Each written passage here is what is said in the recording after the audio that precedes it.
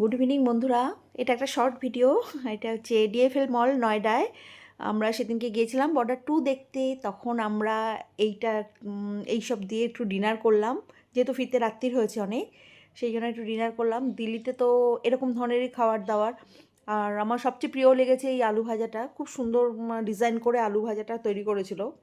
আর এই যে ডিএফএল মলের ফুড কোর্ট, এইটাই দেখলাম। তারপরে আমরা এখান থেকে ডিনারটা করে ছেলে আবার একটা রাজমা চাওয়াল বোল নিয়ে এসেছিলো, তো ওগুলো খাওয়া দাওয়া করে আমরা ফাইনালি সিনেমাটা দেখলাম। দেখে তারপরে রাত্রি 12:30টার সময় আসলাম বাড়িতে এসে আবার অল্প কিছু কিছু করে খেলাম। খেয়ে ঠেয়ে তারপরে আমরা ঘুমিয়ে পড়লাম। আর এইটা হচ্ছে তোমাদের ফুড কোর্ট, এটা দেখতে থাকো।